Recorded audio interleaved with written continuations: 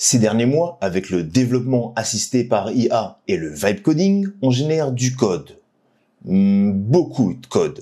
Mais qu'est-ce qu'il en est de la question de la sécurité? Bonjour à tous et bienvenue dans cette nouvelle vidéo. Je vous propose qu'on voit ensemble un aspect important, indispensable, critique même je dirais, de nos SaaS préférés, c'est la sécurité.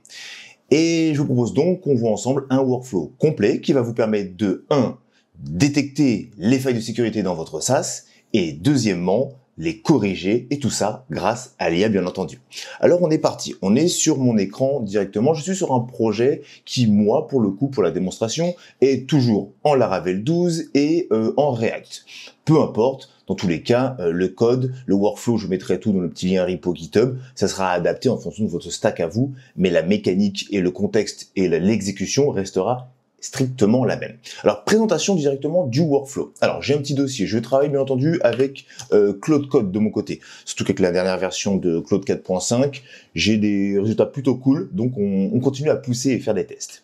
Ok, donc dans mon petit dossier .claude, j'ai des agents. Et la première partie du coup de notre workflow, c'est du coup, on a parlé de détection. L'idée du coup, ça va être de détecter les failles de sécurité.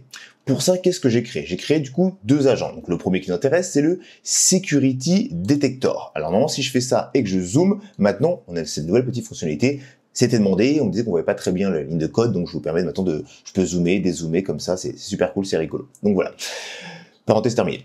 Le Security Detector, qu'est-ce qu'il fait? Alors c'est un fichier MD, ce sont des instructions pour votre modèle. Qu'est-ce qui va se passer? Donc on lui a donné des instructions, il va devoir du coup, pour détecter des failles de sécurité, là le travail est un petit peu plus long, il faut tout simplement déjà scanner l'ensemble du projet. Il va falloir parcourir tous les fichiers, en tout cas l'IA va parcourir tous les fichiers, les bonnes pratiques, etc., etc. Et du coup, comme ça, on va dérouler tous les fichiers. Donc moi, typiquement, il va aller taper dans mon fichier app, il va vérifier mes routes, mes vues, les fichiers JS, tout l'ensemble des documents et il va analyser par catégorie. Alors, bien entendu, on peut pousser après derrière pour aller plus loin le niveau de profondeur des sécurités et c'est encore adapté en fonction de ce que vous connaissez. Typiquement, là, on voit qu'il parle de SQL injection, des failles XSS qui sont plutôt connues. Derrière, vu qu'on est sur je pense qu'on en parle derrière. Voilà, les CRF ici, tout ça, c'est propre un peu à ma stack. Vous avez compris l'idée. Quand vous aurez le prompt, vous pourrez simplement lui demander de l'adapter à votre stack à vous. Vous êtes sur Next.js, et vous faites la même chose avec Next.js, c'est pas un problème. Les failles en général de sécurité sont, il y a des failles communes, typiquement comme les injections SQL, etc., qui sont propres à dès qu'on utilise du SQL ou de la base de données, mais il y a des failles qui sont un peu plus précises en fonction peut-être de la stack. Donc ça sera à peaufiner, mais vous avez compris un peu l'idée. Donc c'est un gros fichier comme ça de sécurité qui va permettre de détecter.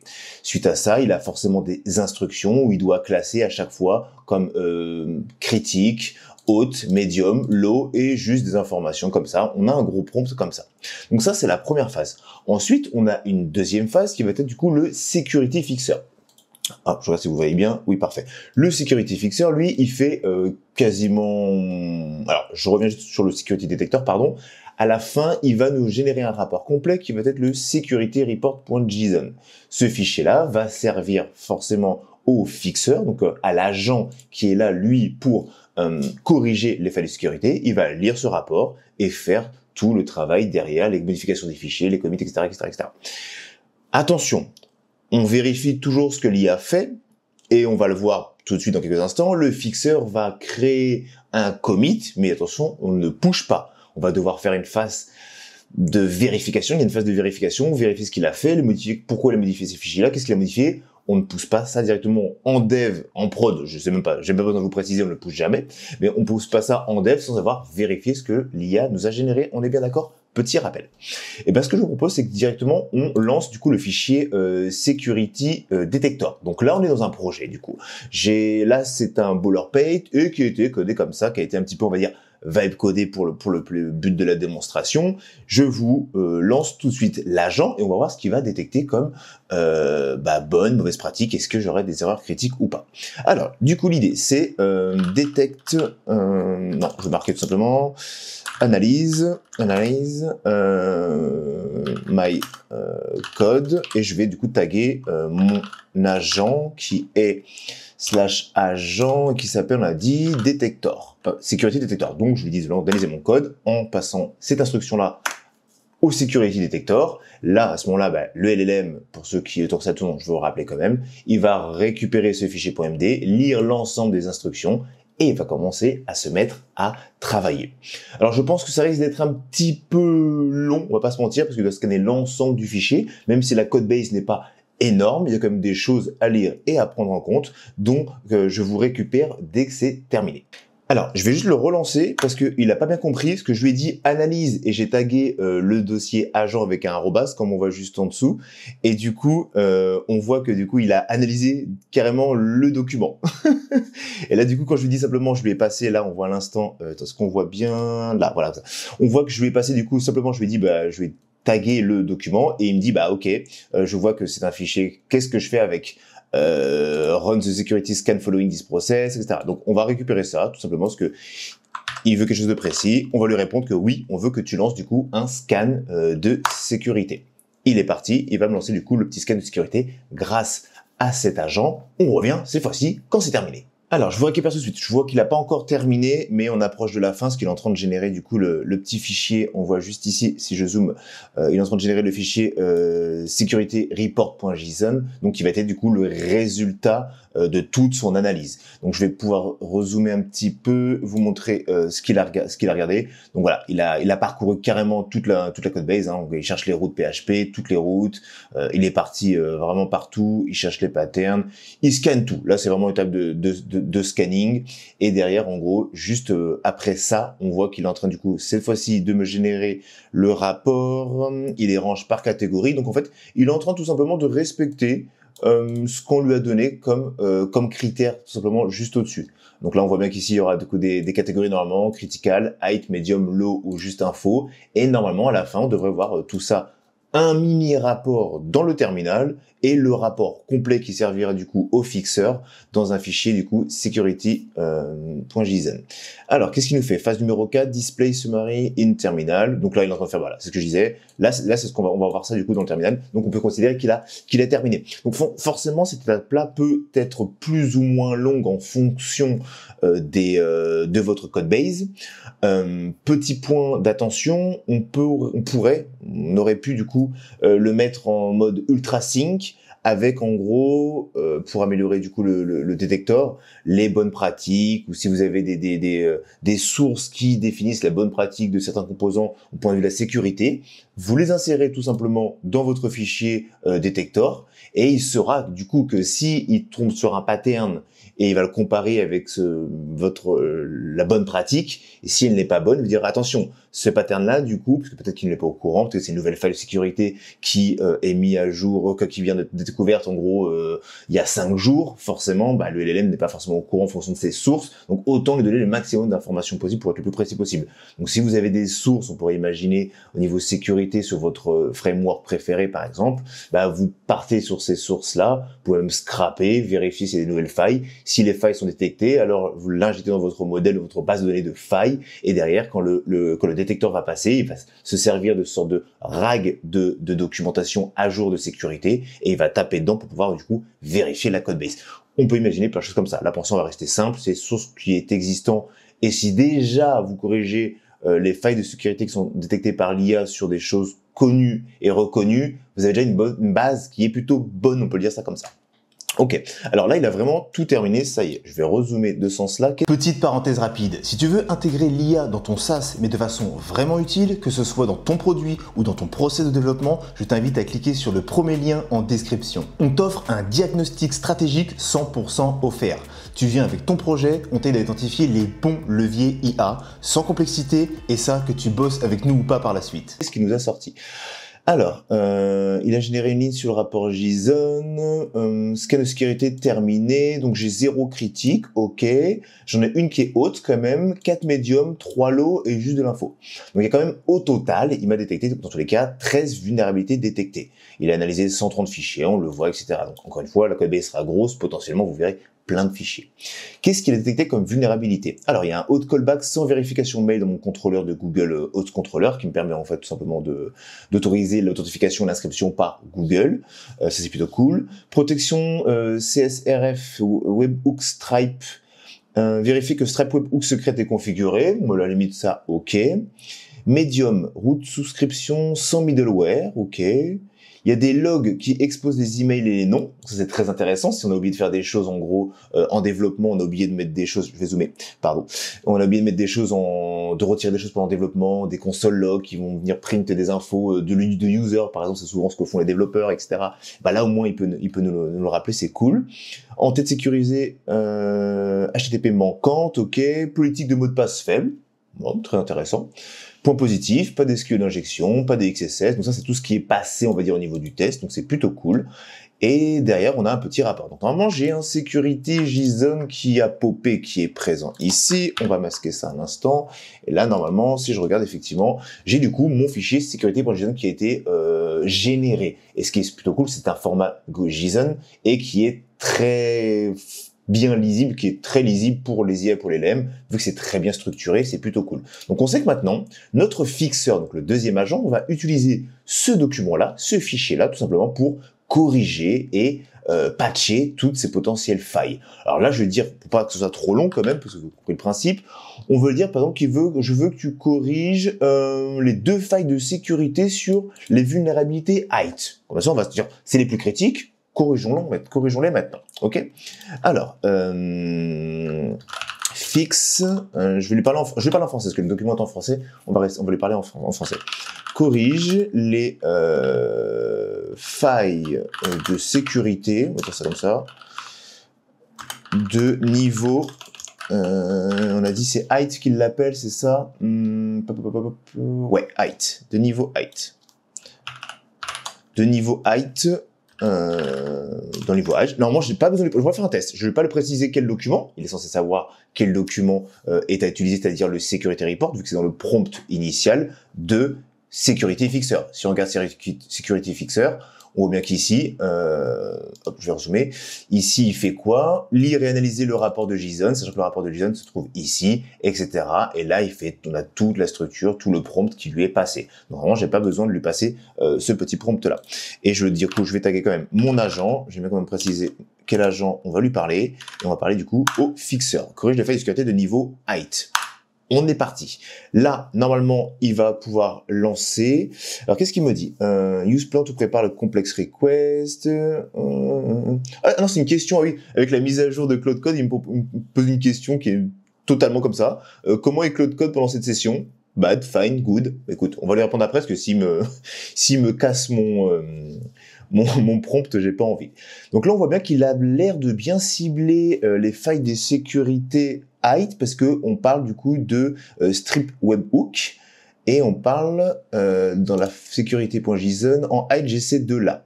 On est bien d'accord. Donc le CSRF, au niveau de la vérification du coup du formulaire qui est dans n'a pas été exclu, ok, dans le strip webhook, et notre Google Auth. Donc on a ces 2 éléments là qui sont passés. Et là, on voit bien qu'il a l'air de passer sur quoi? Corriger les failles de sécurité, blablabla. Je vais corriger les 2 failles de sécurité de niveau high dans le rapport de sécurité. Donc là, on voit qu'il a bien capté les choses. Plutôt cool. Je découvre en même temps la version 4.5 de Sonnet, pour voir ce qu'il donne. Donc ça me fait une excuse pour tester tout ça, les amis. Structure, donc du coup, il va clarifier tout ça. Qu'est-ce qu'il nous a fait? Potential improvement. Qu'est-ce que dedans? Like to do it.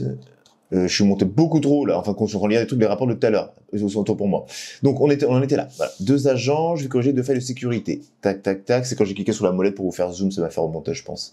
Correction de la vulnérabilité numéro 1, du coup, au niveau du auth callback de Google. Donc on voit qu'il a modifié quoi? Il a un email verified at, il a mis that now, ok. Et maintenant ensuite, il est juste passé au Stripe Webhook. La configuration Cashier, parce qu'effectivement c'est une librairie que j'utilise pour Laravel, est correcte avec secret1. Maintenant vérifions que le env.example contient cette variable. Alors j'utilise pas le .env.example, quoi. Si, en fin de compte, le problème, c'est je sais pourquoi il a détecté cette erreur, parce qu'en fin de compte, dans cette version-là, c'est un je l'ai cloné le Git, et du coup, vu que mon env n'est pas poussé sur le repo Git, il ne le trouve pas, donc potentiellement, ça a peut-être généré une erreur. On va voir ce qu'il m'a donné. Il a quand même update Laravel Cacher, ok. Création de la documentation des corrections, donc ça c'est cool. Donc là on voit bien qu'il a commencé à faire, il a généré un sécurité fixe. Alors fichier modifié, il a modifié le env.example, il nous précise tout ce qu'il a fait, donc c'est top, parfait. Le Stripe Webhook, c'est parfait, amélioration. Les tentatives d'accès à Web Signature seront loguées avec une IP source. Il a fait tout ce qui était ok. Voilà, on va lui répondre ici parce que c'était cool pour lui. Sécuritéfixe.md. Alors, qu'est-ce qu'il a mis là-dedans?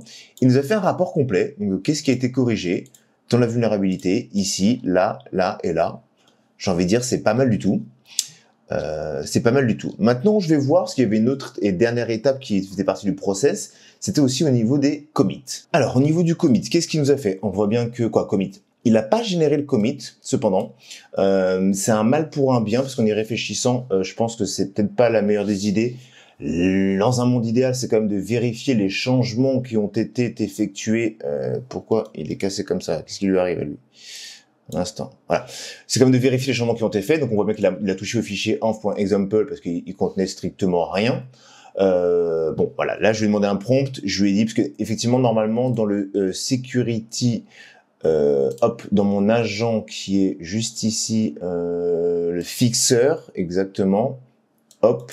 Juste ici, je sais pas si vous voyez, voilà, vous voyez, à la fin, le workflow du commit, il est présent. Mais je pense qu'il a mal compris parce qu'il est mal indexé, il est mal formaté le texte. Et peut-être qu'il a mal compris du coup la commande. En gros, normalement, il a un workflow. C'est-à-dire qu'en gros, après chaque correction de groupe ou groupe similaire, donc on voit bien il doit faire un git add du fichier modifié. Donc tout ce qu'il a mis normalement qu'on le lance lui uniquement, et qu'on n'a pas fait d'autres tâches, tous les fichiers qui ont été modifiés, c'est par lui ou par la dernière requête, donc par le fixeur, et de faire un git commit avec du coup comme "-m" pour le dire le message, fix security, le numéro de la vulnérabilité, qui est du coup en référence à la vulnérabilité qui a été détectée, qui est placée juste ici. Donc on voit la vulnérabilité numéro 001.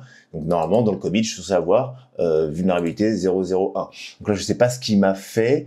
On voit bien qu'il m'a fait un fixe. Donc là il m'a généré du coup. Oui vous voyez c'est parfait. Il m'a généré du coup. Donc ça c'est censé se faire automatiquement.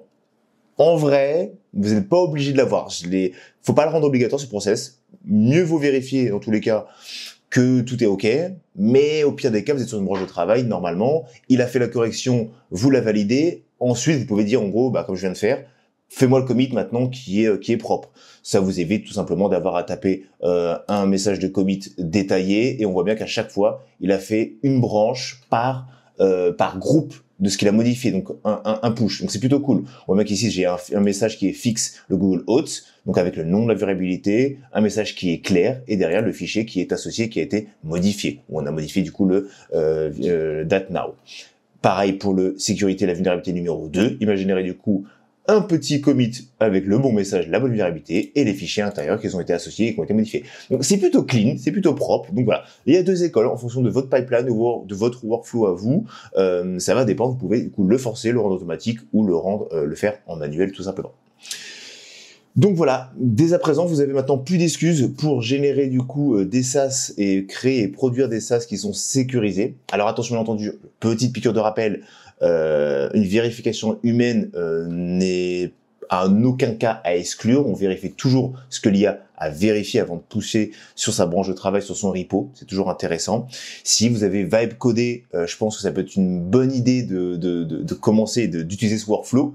Vous allez pouvoir du coup permettre à l'IA potentiellement de s'auto-corriger ou de corriger les failles et d'éviter d'avoir du code avec du gruyère partout, avec des failles de sécurité de partout, de respecter les bonnes pratiques. C'est quelque chose que parfois, effectivement, quand on est vibe codeur ou fondateur non tech d'un SaaS, on n'a pas cette notion-là. Et donc, c'est comme un garagiste. Voilà, vous saviez pas qu'il fallait mettre de l'huile ou faire la vidange tous les 3000 km sur ce modèle-là. Là, vous saviez peut-être pas qu'il fallait éviter d'utiliser cette fonction ou ce type de données à cet endroit-là, ça va créer une faille de sécurité. Donc, je vous invite très fortement, tout simplement, à utiliser ce workflow, à le tester. Je mets toutes les sources, les ressources dans la description. Ça pointera vers un petit repo GitHub. Si vous a plu, les amis, que ça vous a aidé, inspiré, ou que vous voulez soutenir la chaîne, n'hésitez pas à laisser un petit like, un petit commentaire, je vous répondrai avec plaisir. Et surtout, sur le repo GitHub, une petite étoile, ça fait toujours plaisir. Je vous dis à plus tard et d'ici là, enjoy your SaaS. Si tu te reconnais dans l'un de ces cas, tu veux intégrer de l'IA dans ton SaaS, mais tu sais pas par où commencer et t'as pas envie de builder une feature inutile. Tu veux utiliser l'IA pour développer et scaler plus vite ton produit sans brûler 10K en dev, en outils ou en prestat freelance. T'as un SaaS en ligne, mais ça ne vend pas et tu ne sais pas d'où ça vient, mais t'as besoin de résultats. Ou tu veux vendre à des entreprises, mais t'as zéro certitude sur ta conformité RGPD ou l'AI Act, cybersécurité. Alors clique sur le lien en description et dépose ta candidature. Si ton projet est éligible, on t'offre un diagnostic stratégique complet. On t'explique ce qui bloque et surtout comment corriger le tir. Simple, direct, sans détour. C'était Timothée, merci d'avoir regardé cette vidéo et on se retrouve très vite pour un prochain épisode.